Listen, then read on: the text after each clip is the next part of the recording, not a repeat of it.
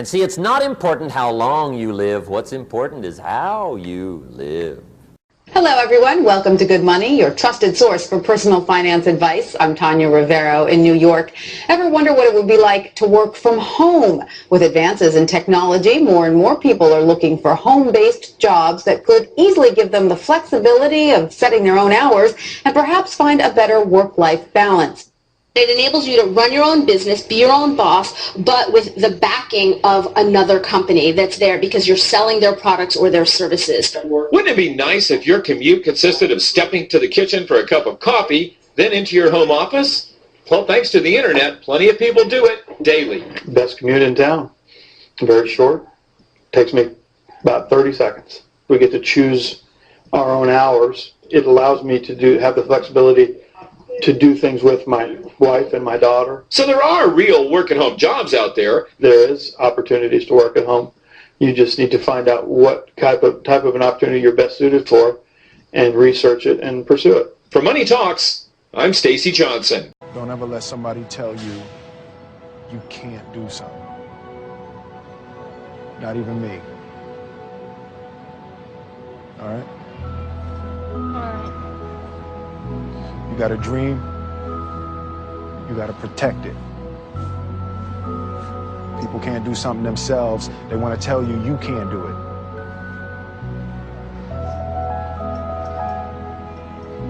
You want something, go get it. Period.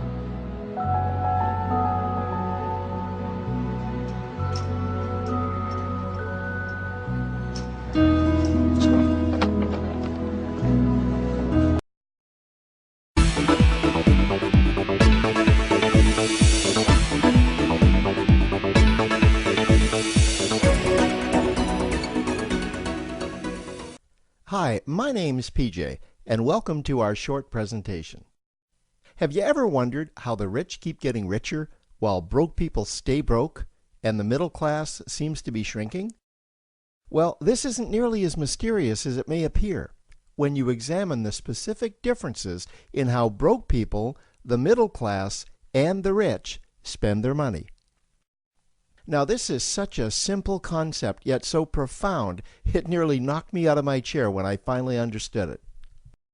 I'm going to show you exactly how the rich spend their money, and you can evaluate for yourself why they keep getting richer and the broke keep getting broker, and why the middle class remains so stressed out. Now, to get started, I'd like to review some financial terms we'll be using during this presentation. The terms that you need to be familiar with are cash flow, which means money you bring in, expenses, which means money you spend, assets. Now, this is the most confusing one. You're probably familiar with the traditional definition of an asset, which is something you own or have equity in. However, back in the 1990s, Robert Kiyosaki introduced us to a new definition of an asset in his groundbreaking Rich Dad, Poor Dad series of books. Robert taught us that an asset is something that pays you, and that's the definition we'll be using here. Liabilities is the last term, and it's defined as things that cost you money. As an example, a house is typically viewed as an asset, but can it actually be a liability? Yes, with our revised definition, anything that costs you money is a liability, not an asset. If you have a mortgage, your house is an asset to your banker because it pays him or her every month. But could a house also be considered an asset to you? Yes, in the right circumstances it could, when it pays you money. Let's say you buy a house and you rent it out, and it paid you a positive cash flow every month after all expenses. That would then be considered an asset. Now, one more time with the terms, just to be very clear before we continue. Cash flow is money you make. Expenses, that's money you spend. An asset pays you, and a liability costs you. Now let's take a look at how broke people spend their money. Now, when I say broke people, I'm not referring to the destitute. I'm speaking about that large portion of our society that lives from paycheck to paycheck and who never seem to have any money. In fact, most times there's more month left at the end of their money, and I'm sure many of you can relate to that group.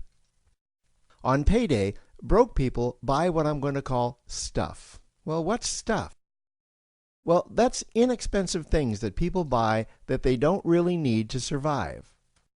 You go into someone's house and you can't find any counter or tabletop space in the whole house because of all the stuff on it. Their house and their cars are full and cluttered with stuff. Well, where do they get all this stuff? They buy it at the flea market, at the garage sale, at the dollar store, at the craft show. So cash flow comes in and then it goes straight out the expense column to buy stuff. You see, broke people never really educate themselves on assets and liabilities. They justify buying all of this stuff by claiming that it costs so little. But over the years, it's all they ever have. The problem is their cash flow never produced or created more cash flow. Now, please understand, I'm not undermining or taking any shots at this or any group. I just see a lot of financial difficulty out there, and it really doesn't need to be that way. Creating wealth isn't a mystery, it's a formula. The only reason someone doesn't create wealth is because they either don't know the formula or they don't apply the formula. Now let's take a look at the middle class. The middle class is the group that society mistakenly thinks are rich. They're not. Yes, they typically earn a six-figure income, and many of them appear rich, but it's what they buy with their money that keeps them prisoners of the middle class. What they typically buy are liabilities. Remember the definition of a liability? Things that cost you. By buying liabilities, the money gets pushed up and out their expense column. Liabilities are items like cars, boats, houses, airplanes, credit card debt. Now let's see just how this happens. The middle class gets a nice paycheck, let's say $10,000 for the month. They then split that down the middle and they pay their monthly expenses with half, and with the other half, they make a down payment on a new car. The car costs $5,000 down, and after they add on the insurance and the maintenance, that liability now costs $1,100 new dollars every single month. A few months go by, and they want a boat, then a vacation home, a Rolex watch on their credit card, a vacation on their credit card. And before you know it, their liabilities have raised their expense levels to near or above their income levels. They actually spend equal to or more than they make. Meaning that they have to go to work and make a certain amount of money every single month just to cover their liabilities. The other important issue with both broke people and the middle class is that normally all of their cash flow is dependent on their own effort, meaning that they've educated themselves to exchange their knowledge and expertise for someone's money. Also, the money they earn is usually the highest taxed form of income. Here's an example. An attorney is knowledgeable about law, so people pay him or her in exchange for that knowledge on an hourly basis. The problem here is that if the attorney isn't sharing that knowledge with a client, then the attorney isn't making any money. This causes lots of stress and anxiety in their lives, and if you ever ask them to take an afternoon off to play golf with you, well, they very rarely can because of how much money it'll cost them to take that time off. On the surface, life's pretty good. The reality is that it's a roller coaster ride. That's the middle class. Now, I know this group very well because for a great deal of my adult life, that was me. Now let's take a look at how the rich people spend their money. Rich people acquire assets. Again, an asset is something that pays you. If you want to become rich, buy assets that earn you more money. The money cycle looks like this. Acquire assets that produce cash flow, invest the profits to acquire more assets that produce more cash flow, invest those profits to acquire more assets that produce more cash flow. The rich spend their money and acquire things that produce more money. Here are a few examples of assets that produce more money. Investments are the obvious ones: stocks, bonds, real estate. Education is another asset. If you learn how to do something that produces more money for you and you actually do it, that's buying an asset. There's a great quote that goes, "If you think education is expensive, you should see how expensive stupidity is." Another example of assets you can acquire that pay you are cash-generating opportunities, especially those opportunities that can create a passive cash flow. Passive meaning that once you build it up, the money continues to flow whether you're still building it or not. Here's a small example. Let's suppose you bought a pinball machine and you put it in a barber shop, and you don't spend any of the profits. You save them until you can buy another pinball machine and put it in another barber shop. This, by the way, was Warren Buffett's first business. If you don't know who Warren Buffett is, he's one of the top 2 richest men in America.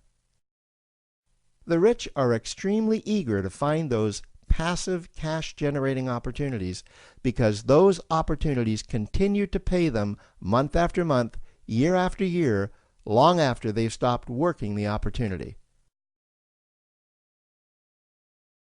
You know, I see this happen again and again with successful entrepreneurs. They find a passive cash flow stream that they build up, and it continues to pay them month after month, year after year.